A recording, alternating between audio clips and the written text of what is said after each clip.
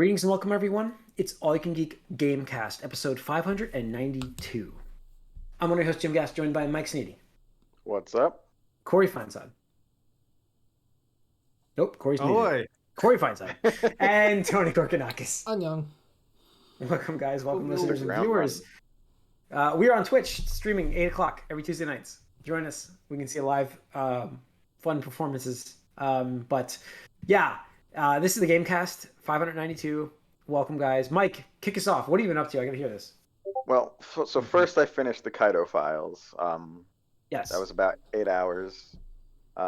This is good, solid, but once you're done with it, you're done. So I finally got and installed and played Elden Ring. I played about 4 hours of it. Wow. Okay. And but I have to say, this must be the most elaborate prank pulled on me by the world, by all you guys, by everyone, because I don't understand this shit at all. Fuck this game. I don't see the appeal. I don't know. I spent those 4 hours. I've accomplished nothing. Nothing. I've died to the same two things over and over again. Then decide to walk around it and go to where I'm supposed to go, and then there's even a bigger buzzsaw there, and it doesn't feel fun. There's nothing fun about this game. Doesn't Really? It's not. I'm not interested by anything that's happening. Like the opening sequence starts, I'm like, oh, I don't care. Shut up. Like, You're not finding the combat interesting. Look. Maybe Sifu ruined it for me, because while that was hard, it felt rewarding to even beat basic guys. Like I beat the tutorial guys, and it was easy. The tutorial guys, I didn't even have to think about that. Then I see, I'm sure you guys know who I'm talking about. You see, first the cave with the wolves and the wolf man. I died over and over and over to that. And then there's the tree sentinel guy who the first thing you see, I couldn't beat him. I didn't down him for a while. I didn't touch him for So I didn't do fucking anything. I just kept running into them. Then I walked around to where I'm supposed to go. And then obviously once you go inside of that, that's even worse. And I circumvented the millions of guards patrolling that, because I tried that a handful of times too. And eventually they all get alerted and attack. And so I've gained nothing. No, that's not true. I bought a thing to craft my own shit. Whoop-de-doo.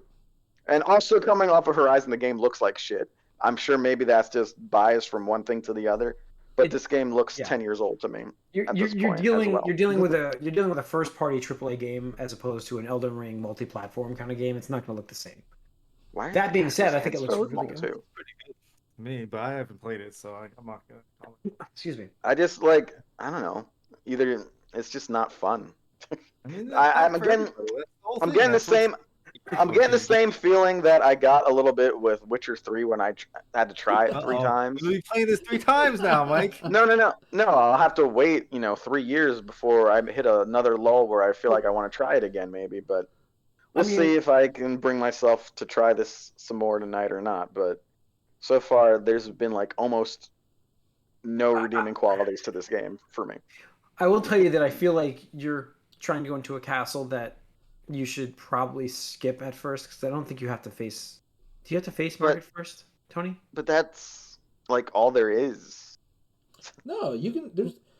So you start in the southern area of the world map, and if you go west, that's where you progress the intended route of the story. But you can go to another southern continent. That's an easier place. I would not go east.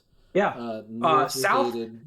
Mike, south. I actually just discovered. Isn't there cliffs there? Isn't that the edge of the map? There's a path. There's a path. And I went down there actually just recently, and I mowed through that place. Yeah, because it's supposed to be a starter area. Yeah, and I was like, man, I wish I'd known about this place. I made progress enough with the wolf guy in the cave where I kind of want to do that, but something always goes wrong. I don't know. I feel like the problem with this game. What's that? Have you unlocked the? I haven't unlocked anything. No. Have you unlocked what's her name? Melina. Yeah, the character who supposedly is how you level up, but I didn't have enough runes to do anything. Yeah. Did she give you the summon? I did pretty much. Did she give you the summon? She gave me the thing for the horse. Yeah, so you have the horse. So I haven't used the horse yet. But that was when I had to circumvent all the guards to get to her, and then I walked forward and died instantly, and thought, well, I can't do this yet. Don't walk. Go inside the castle area. Whatever. Well, yeah, those are the rooms. That was the wrong move. So if you so starting out from where you start out, if you go a little northwest, you go along the trail. There's a church to your west. There should be an NPC in there. If you talk to him, he gives you. You get the cookbook. You got the church. You got the church. If you go back there at night, you can unlock. You talk to Ronnie the witch. She'll give you your first spirit wolves. The spirit ash. Yeah, go back and talk to her. Yeah. If you keep going north, you go to the first area with the soldiers that are patrolling like a ruined area. There's like 2 carts on both ends of the camp. You can loot for weapons, I believe, and stuff like that. I did go down and like found a chest underneath that area for there's a hidden this ash of war thing. I have no idea what that does or how it works. That's what you need. It's a weapon ability. So every weapon. So what? How do you activate that? So it depends on the control. I think it's L2. Usually it's L1 or L2. It's one of the two by default. Usually it's L2, and it depends on the weapon. Two-handed weapons are usually L2, and L1 could be the single-handed stuff. Usually because it's quick strike, long strike. Well, I thought I'm what did I do? The like. Anyways. Yes. We dove into this too much for you. We can talk about this afterwards. I mean, fine, but anyway, like basically, I'm lost and frustrated, and it's not fun so far. I get you, and I was kind of at that point. You need to down a boss, and then the hook hits. And once you down that boss, listen, if I kill that fucking wolf guy and I don't get something substantial, I'm done. If the reward isn't something like that, I'm like, I feel like I am better now. If it doesn't do that for me, I'm done. Okay. Okay. I don't even think I faced the wolf guy. I didn't come back until I was like level 100, and I was like, "Oh, you're here," and I was just like, "All right," and I hit him. Died. You just reminded me he's there. I might go back and kill him. So, but all right. It's interesting to hear, Mike, and the problem with the beginning and the problem with Elden Ring in the beginning, and I mentioned this on our podcast weeks ago, is there's not a lot of guidance, and you need that really badly in the beginning. And I needed it less recently, but there was a lot of reading online I did in the beginning, a lot. Yeah, I'm not looking. I know, and I know that. Book report on this fucking game. I do understand that. That's one of my gripes with this game is there's not enough of that in the beginning, at least. I could see them backing off later, but I still wish they put that more in the beginning. And just a quest log, for the love of God, come on. I know Tony, but Jesus, man. All right. Do some reading. Talk to NPCs. I played more Elden Ring as well.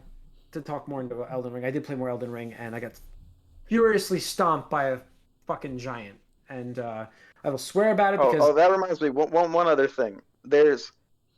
Enemies have a sweep that you need to jump, not block. Right? Is that a real thing? Some of them. Or am I just? I just roll towards them sometimes, Mike. Roll towards them. I know, but I'm too far away to follow up most of the time. Oh, hold on, Mike. What class or weapon are you using right now?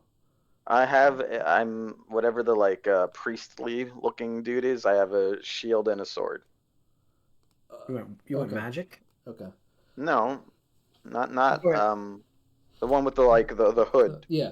So the thing is, like, what I was telling Jim in the beginning, like, it depends on what the shield block is on your. I don't know what that one does in particular, but it's a like a swing parry thing, which I don't really use. There is. My R2, if I attack right after I block something, I have a stronger attack. Yeah.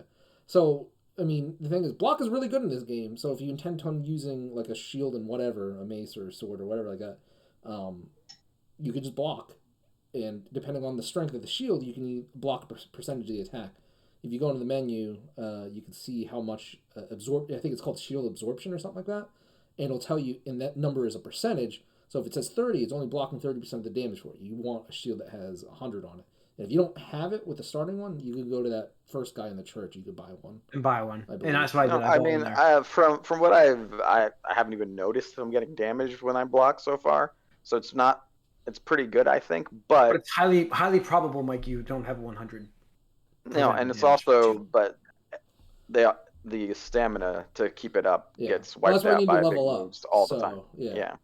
Have you leveled Yeah. up at all, or no? No, I can't. Just kill like small dudes and you get runes, and then go talk to the camp and talk to Melina. It is true. I tried to do all this before I went to that character first, the one in the corner.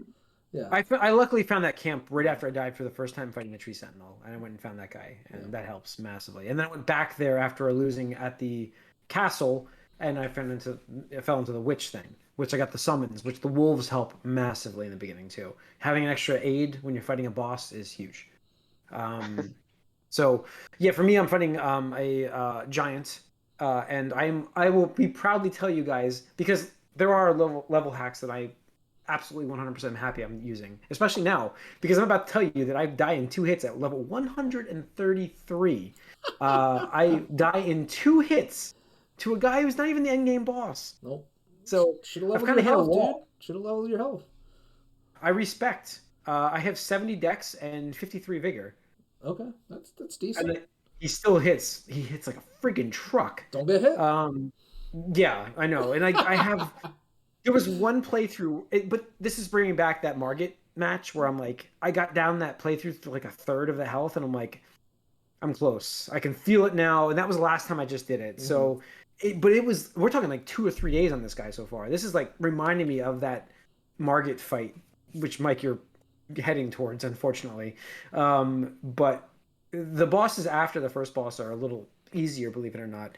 This is the first one I've run into where the way he attacks, it just doesn't line up with what I was doing.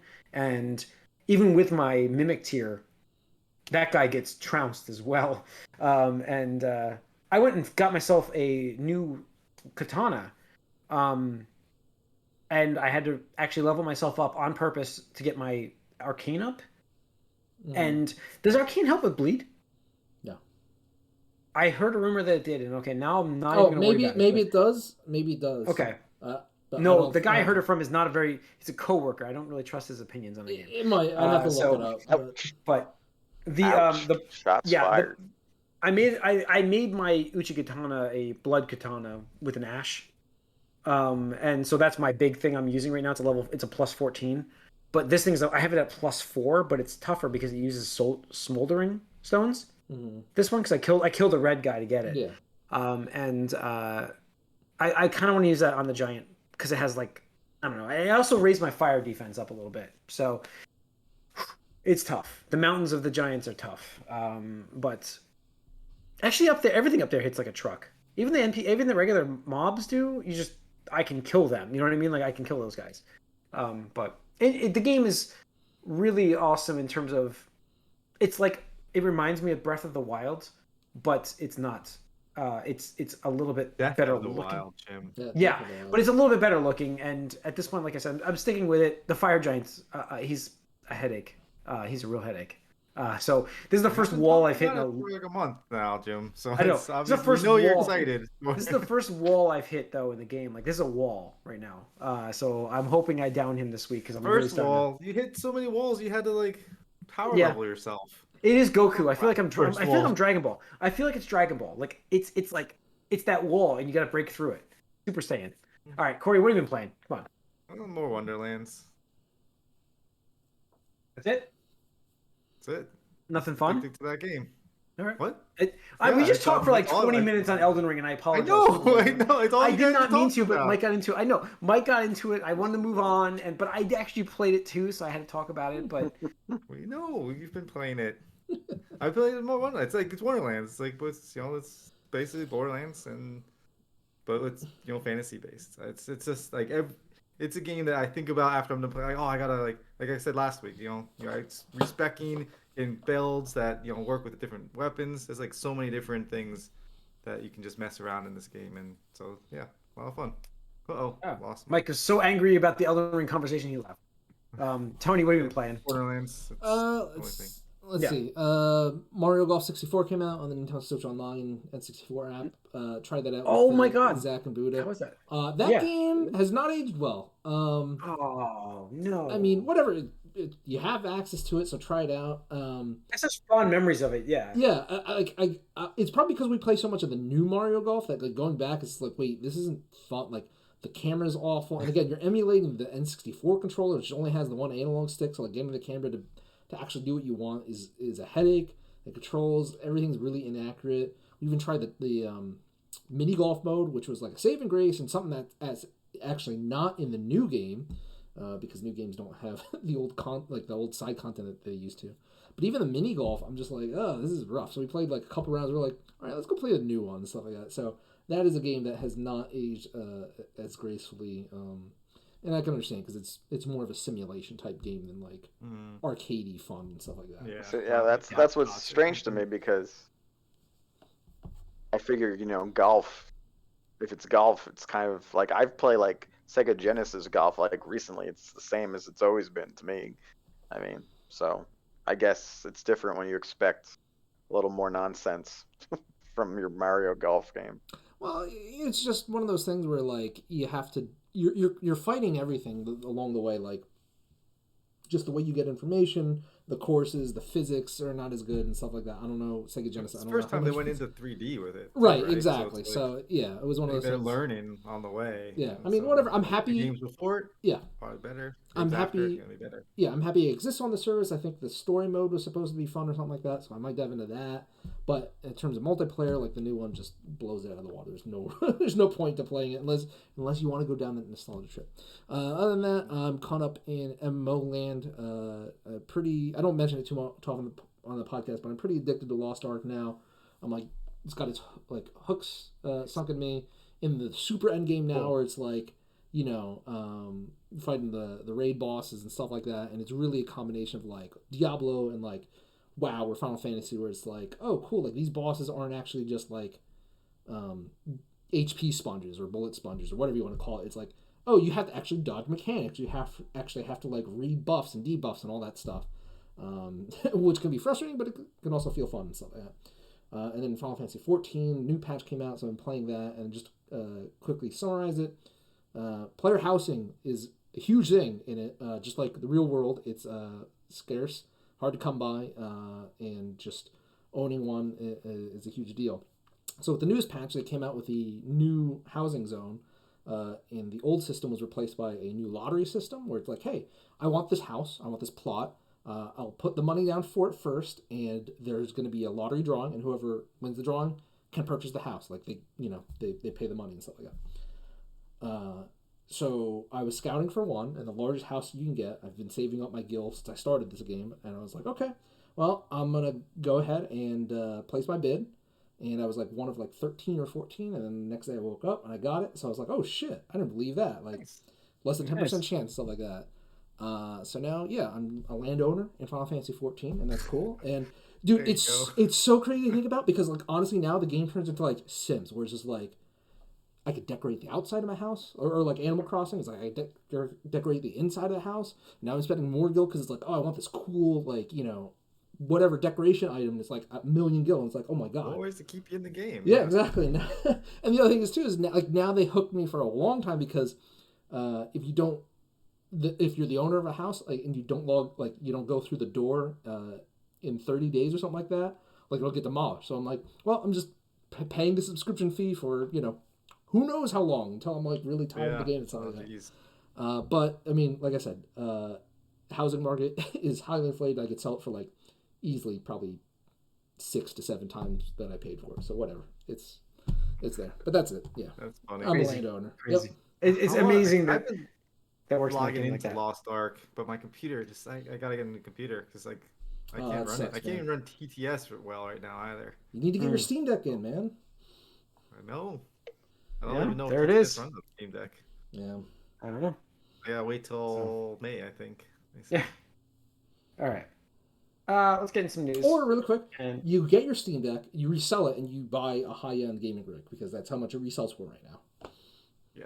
That's true. You could do that, Corey, and that's the right move. It is insane. People pay over $2,000 for a Steam Deck. I'm like, what, guys? Okay, if I can get that, sorry guys, no Steam Deck review here. Thank you, Corey. Do what's right and get yourself a gaming machine and just play that instead. Yeah. Yeah, that's the right move. That's the that right is move. 100% the right move. All right. Let's talk about news. Oh, a lot of it's from today. The Switch Online has apparently leaked an emulator for the GBA and the GB. So there's been some screenshots for this. Cool. I'm talking about good Mario Golf games. Yeah. That was cool. I'm actually it was RPG on the Game Boy Color. Yeah, that's right. There's some great stuff. I'm actually psyched for this. There's a lot of games on the Game Boy Advance I remember playing that I loved playing. I mean, Game Boy Advance was a game that system I actually imported. Mm-hmm. I imported it because it was universal. Yeah. I had it in my senior year of high school, and it wasn't supposed to come out until the next year or something like that. So I remember bringing it to class. People were like, "Holy shit, that's the new Game Boy!" And I'd let them try it out and stuff like that. And they're like, "Oh my god, this is amazing!" Blah blah blah. But Game Boy Advance is one of the best collections ever, especially because it was backward compatible and just plug the card in. I mean, there's so many good games, like first and third party. Everybody was publishing games on it, so I'm super looking forward to this. Hopefully, this means we see it soon. The rumor right now is that Game Boy Game Boy Color will be coming to the regular base service, but Advance is going to be behind the paywall, the expansion pack paywall. Okay, stuff like that. But that's a rumor. I don't know. We'll see. Either way, we have it. So there it is. All right. Announced today 2 things. We'll do Amy Hennig first. Amy Hennig. We talked about last. I think we talked about last time with her game possibly being Star Wars. Yep, we did. And that is true. It's now confirmed. Skydance New Media are officially making a Star Wars game. I would say I'm hyped, but I have learned too much over these last. Apparently, she's also going to help with a Marvel game too. So Disney's apparently really happy. Get that with Michael meme out there. I'm ready to get hurt again. Yeah, that's what it was. I heard this news and I'm like, I'm psyched for what her vision of a game. I mean, she's bounced around from companies not because of her. She's done nothing since Uncharted, right? Yeah, but it's not because of her. It's her company got folded into EA, which then got shut down from EA. I get it. I'm just saying, she's just hasn't actually gotten. It's a bad string of luck. Yeah, it's a bad string. Yeah, she's had a bad run, and Uncharted is where it is because of her. So. I'm kind of psyched to see what you can do with Star Wars. I'm guarded optimism is the best way to say it. Because again, we haven't seen anything for this whatsoever. This game won't make this generation of systems. What type of Star Wars game are you looking for now? We got because we know we have Fallen Order 2 coming, so there's that. An actual fun type of Soulsborne type game. Any game. So what type of Star Wars game that's not going to be like that? Action, shooting, cover, shooting with cover, and I want to tap X a lot of times to hold on to a ledge. So you want the Uncharted experience? I want the Uncharted experience in a Star Wars game. Story-driven as well. With story-driven experience, yeah. And not have listen, the Fallen Order game again. I'm excited for the sequel for that, absolutely. But a single-player adventure game with her at the helm. Uncharted 2 was incredible too. I mean, those games were just so good that her not making a game right now is, forget Star Wars aside, I think she should be making a game in this industry. It's ridiculous she's not. Way after. Sure, give it her own story. Her own story. Yes, got you. Yeah, so. I want to see. Oh well, hey, Darth Vader popped up or something like that. We don't need that. I agree with you. I just want it to be way after that. That would be nice. I would love that, but they won't. They won't do the trilogy. They won't. I know. I'm just saying. I would like it to see after the Force Awakens. I agree with you. Trilogy. I 100% agree with you. I think they're more likely to go way before everything else. They'd probably probably, but hey, you know what? If they want to have an old Rey or something, sure, pop her up in there somewhere. I'd be interested to see what they do there. Yeah. What does this world look like after?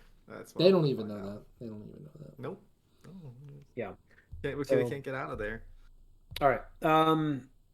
What else we have? Okay. What's the opposite of delay? That's where we're gonna go with here. I'm trying to think of what's the best way to word this. If I was a developer and it's 2022 and you're making a game, first gut instinct is delay this game. We can't get this game out this year. That's just the way it works. More time. Yeah. How about instead, you want the game faster? No problem. Xenoblade Chronicles 3 happening. July 29th? Right? Yeah, what July 29th this year. Yeah, I got it. Bumped up from September. 2 months. 2 months. Now you guys, this is like, you were saying something about a 7-party system? Is that what you're saying? Yeah, 7. Was it tied into this game? Yeah. Sorry, 7 party members. Yep. Wow. That seems like a lot of management. Yep, it does. I mean, technically Xenoblade 2 had 6, so, just one more, really. Yeah, I never got into the Xenoblade stuff, so, but it's interesting to hear that. It was so weird because I woke up today, and Corey, right before you posted that, like I saw it on another gaming Discord, and I was so tired, hadn't had coffee yet, and all I said was like Xenoblade 3, and then I saw July, and I was like, oh, did it get delayed to July 2020? Because that was my automatic instinct. It's been delayed a whole year or something like that. And they're like, no, it's 2022. And I was like, wait, what? Yeah, I thought, like, when I saw it first, I was like, are they going to have, like, a big event in July or something? That's what I thought at first. Yeah, like, I was like, oh, wait, no. What's happening? Yeah. It's interesting. So, you guys are psyched for this. We said on Discord. Now I have to, because I was like, I got till September. I can wait a little bit now, but now I gotta actually get on Xenoblade Chronicles. I told you a couple weeks. I was like, definitive edition on Switch. Yeah, I was like, I'll let you borrow the game. You're like, I'm okay for now. I'll probably pick it up on a sale. I was like, all right, man. Whatever you got. Offer's still there. Actually, it was on sale too, and I was like, I didn't grab it. I know. I was like, I should have done it then. The next probably, I'm gonna probably start in May. So. Yeah, and I mean, really quick, they released a new trailer, obviously, which showed off the 7-party member system. Showed this interesting thing where, like, 2-party members can fuse Dragon Ball Z style into, like, this mecha or, like, Power Ranger, type thing. I don't know. We just learned about it today. So that's exciting. There's some musical references to the older games and stuff like that. So fans are pretty excited right now, and I know what I'm going to be doing in July. Yeah, and we have to assume, even if there's like no traces of any other things, that this somehow plays into something. That they all tie together somehow. Yeah, which is just crazy to think about because very few games do that, especially Japanese RPGs, where it's like, hey, like it's its own thing. Final Fantasy, it's like every new one is a new universe and a new world and stuff like that. What's interesting though is so now people are kind of like being like, oh, that's weird because Nintendo bumped something up. So now people are being like, okay. Well, the law of equivalent exchange means that something has to get delayed now. Zelda got delayed, so that was, Xenoblade should have been safe from like, oh, they don't want to compete, games that compete. So now the biggest front runner is like, oh, Splatoon 3 is going to get delayed till September or something. They just like swatched it, but we'll see how it goes. Sure. Yeah. Oh, it's funny you mentioned that. There's a gun in Wonderlands called the Gluttony, and it's got like a red text like equivalent exchange. So whenever you fire it, you lose half of your health. That's awesome. Awesome. So when you do damage, you damage yourself. It's like pretty funny. There's some. That's why I'm like, Corey, you could spend more time talking about the game. It's fine. It's totally fine. I mean, we dominated with Elden Ring. I apologize, but I do feel bad for taking up the airtime with Elden Ring. Sorry. Sega reportedly developing a big budget reboots of Crazy Taxi and Jet Set Radio, though. That's interesting to hear. First of all, what is big budget to Sega? They have it now because they went software, but what are we getting here? Tony, you had mentioned something like Fortnite with Crazy Taxi? Well, yeah, I mean, if you read the article, they want their own live service game that people will play and continuously give them money for, either Battle Pass or skins and other cosmetic stuff and whatnot. And they're looking at old IP to help push that because, if you think of one pervasive world that you can continuously update, I mean, what comes to mind? I mean, you're not going to do that with Sonic. You're not going to do that with Yakuza. I mean, why not Crazy Taxi? Why not, Jet Set Radio, something like that. I mean, maybe it's this weird hybrid game. I don't know. Like, you get out of your, taxi, you slap on some skates, you start, graffitiing everywhere. I don't know, man. I can see a world where you have, like, a city. Sega City. Call it Sega City. Boom. Yeah, there you go. And you just drop in, and you got your little skaters, tagging all the buildings, and then you got the taxis going around, picking people up and dropping them off to different areas. I could see that happening somewhere where it's a I live think they'll service just game. try. I think they'll keep them separate, but Crazy Taxi is an interesting idea for something like that. They both are in a way, since you're basically like tagging for territory in a Jet Set. So okay. Yeah, I mean, you I could be mean, fighting for fares. I don't know. these are so those types of games. Like, I don't think like if you made them today, like just like updated like single player, I don't think that would go. No, absolutely not. It's Absolutely not. those they're just too weird and not enough real meat to them. But Yeah, it's not if enough substance. if you did it They're this arcade way, like this experiences. is something that what they're known for. I hear this and normally you think, oh god, they're gonna make like a battle royal style online version of this. That's gonna ruin it. It's like, no, that might actually be good for something like this. So maybe they'll pull it off. Think about a Crazy Taxi battle royale style game where the map slowly implodes on you, and you have to pick up people and drive them, and cut in front of other people trying to do the same. Yeah, it kind of be a fun experience. I mean, whatever. Yeah. Then you could sell cars like Rocket League style. Yeah. Yeah, I mean, I'm just excited for them to actually start experimenting with their old IPs that has languished since Dreamcast. We get what, a Samba de Amigo 1999. sequel here? Samba de Amigo? Yeah, Samba de Amigo had a Wii game, I think, or something like that. So yeah, I did. I think it did. They That's had right. they had the maracas, peripherals for it. Yeah. So, all right, and that's pretty much it for the news. That's going to wrap up this episode. So thanks for tuning in, everybody. We're on Twitch, by the way, every Tuesday night starting at 8 o'clock. 8 o'clock till whenever. Sometimes do bonus round. Sometimes just do movies and games. So feel free to tune in. You can ask us questions on there while we stream. We'll be more than happy to answer them on the air. Otherwise, you can write us allyoucangeek@gmail.com. You can follow us on Twitter. You can like us on Facebook. And until then, guys, we're out. We'll see you next week. Sayonara.